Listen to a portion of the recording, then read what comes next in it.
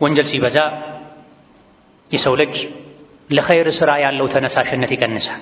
አካላቱ አልታዘዝም ይሉታል።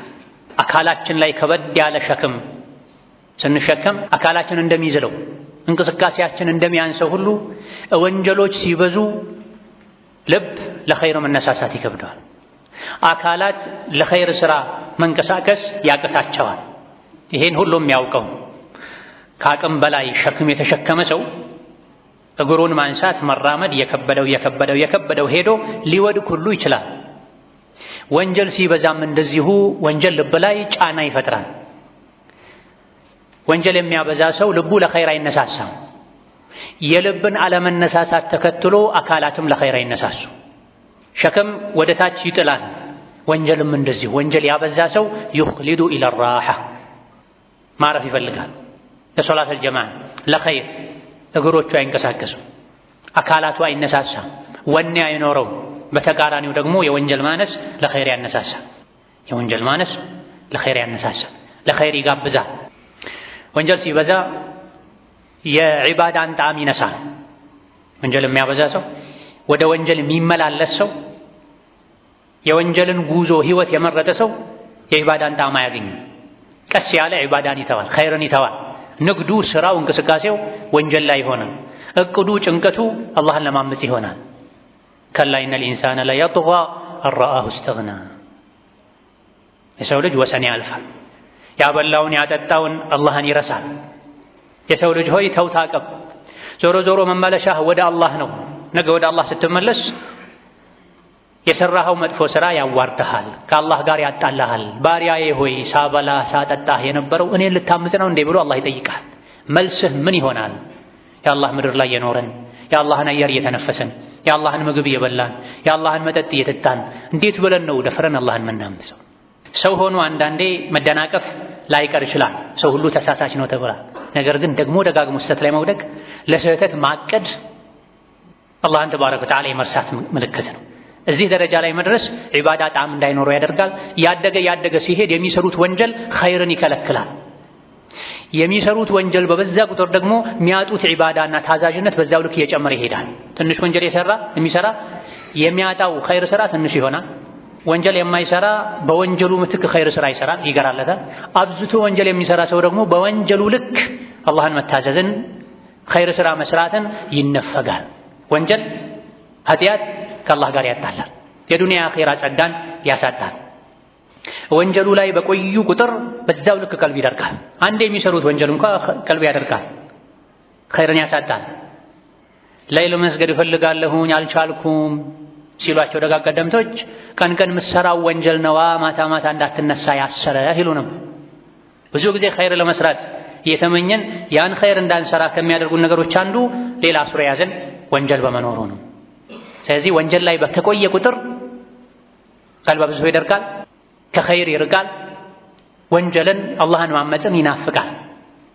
ለስሙ ኢማን እስላም ካለው ውስጡ ላይ ራሱን የጠላ ህይወቱን የጠላ ስራውን የጠላ እንኳ ከሚጠላው ወንጀል መታቀብ መውጣት እስኪያቅተው ድረስ ወንጀልና እሱ አብረው የተሰፉ ሁሉ እስኪመስሉ ድረስ ሸርን ማቆም ወንጀልን መተው ይከብዳል። መፍትሄው ምንድነው? ወንጀል ላይ ሆኖ አላህ የሚጠላው ጎዳና ላይ ሆኖ ካለበት ቆሻሻ መውጣት የፈለገ ግን ያቃተው ፈልዩክቲር ሚነል ኢስቲግፋር ያብዛ፣ ተውበት ያብዛ ተብሎ። ታዲያ ኢስቲግፋሩ እዛው ወንጀሉ ላይ ጭቃው ላይ ተኮኖ አይደለም። መታቀብ፣ መጸጸት፣ መደንገጥ፣ ኻቲማን መፍራት፣ ፍጻሜን መፍራት። እንደዚህ ሆኜ በወንጀል ተጨማልቄ አላህ ፊት ብቆም አኺራዬ ምንድነው የሚሆነው ማለት ከራስ ጋር መነጋገር፣ መታቀብ፣ ከዛ በኋላ ኢስቲግፋር ማብዛት ያስፈልጋል። ኢብሊስ የሰው ልጅን በወንጀል አጠፋለሁ ብሏል። አላህ ደግሞ ምህረት እስከጠየቁኝ ድረስ እኔ እመራቸዋለሁ ብሏል። ወንጀል ጭቃ ነው፣ ኢስቲግፋር ተውበት ማጠቢያው ነው። ታዲያ ተውበቱ ኢስቲግፋሩ የአፍ ብቻ መሆን የለበትም፣ የቃል ብቻ መሆን የለበትም፣ ጊዜያዊ መሆን የለበትም።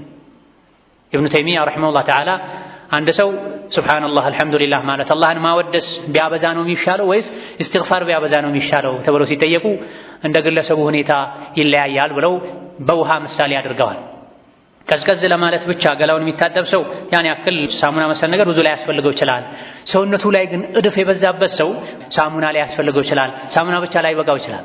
ሀከዛ ከጌታው ጋር ያለው ግንኙነት ሰላማዊ የሆነ ብዙ በወንጀል ጭቃ ያልጨቀየ ሰው ተስቢህ ማብዛቱ ይሻላል። እሱ አላህን ማወደሱ ሱብሃንአላህ አስተግፊሩላህ ማለቱ በላ ሱብሃንአላህ ላ ኢላሃ ኢለላህ ማለቱ አላህን ማወደሱ ይሻላል።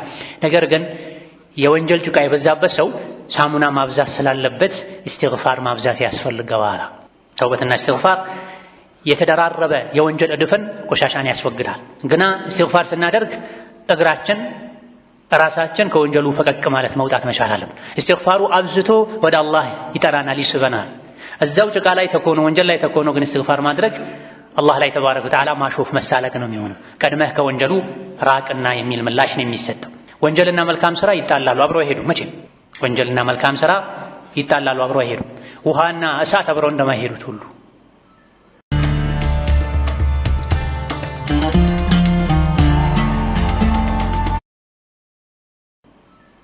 ታዲያ የወንጀሉ ጉዳይ ያሳሰበው ሰው ኸይር ስራን ያብዛ፣ ወንጀል ትቶ እንዲሸሽ ማለት ነው። የሰው ልብ ላይ መልካምነትና አመጽ እምቢባይነት ሰዎች ዘንድ መልካም ስራና ወንጀል ይጣላሉ። አሸናፊው እሱ ጋር ይቀራል፣ ተሸናፊው ትቶ ይሄዳል። በቁጥር የሚበልጠው በኃይል የሚበልጠው ይቀራል፣ የተሸነፈው ትቶ ይሄዳል። ምን ማለት ነው? ራሱን ማሸነፍ፣ ወደ አላህ መጠጋት። መልካም ሰው መሆን የፈለገ ሰው ኸይር ሊያበዛ፣ መልካም ስራ ሊያበዛ፣ ሶላቱን፣ ጾሙን፣ ኢስቲግፋሩን፣ መስጂድ መቆየቱን፣ ቁርአን ማድመጡን፣ ቁርአን መቅራቱን፣ ሰደቃ መስጠቱን፣ አላህን መማጸኑን ሊያበዛ ይገባል። ይሄን ያደረገ ሰው ወንጀል ከሱ የሸሸ እየቀነሰ ይመጣል። ወንጀል ያበዛ ሰው ደግሞ ኸይር ስራ ከሱ እየራቀ እየቀነሰ ይመጣል። ከወንጀል መገላገል የፈለገ ሰው ኸይር ሊያበዛ ይገባል። የኸይር መብዛት ወንጀልን ያጠፋዋልና ዱንያ ላይ የመጣ ነው አላህን ተባረከ ወተዓላ ታዘን ለአኺራ የሚሆን ስንቅ ሰንቀን ልንሄድ ነው። መሄዳችን አይቀርም። መቼ ነው የምንሄደው? እማናችንም አናውቅ። ወንጀል ተሸክሞ የሄደ ሰው ይዋረዳል፣ ያንሳል፣ ይከስራል፣ ሚይዘውን ያጣል። እጅ ከፍንጅ ከተያዙ በኋላ ቀብር ከገቡ በኋላ ተመልሶ ማስተካከል መቼም አይቻልም። ሐታ የሊጀል ጀመሉ ፊ ሰሚል ኺያጥ፣ ግመል በመርፌ ቀዳዳ እስካላለፈ ድረስ አኺራ ከተካሄደ በኋላ ተመልሶ ራስን አስተካክሎ ኸይረኛ ሆኖ ኸይር ስራ ሰርቶ ጀነት መግባት አይቻልም። ዱንያ ላይ ያለን እድል አንድ ብቻ።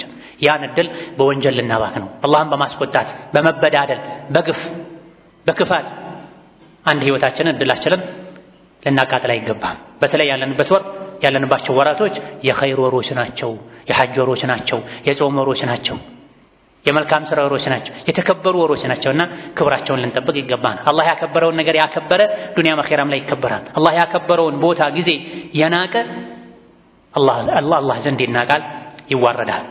اللهم حبب إلينا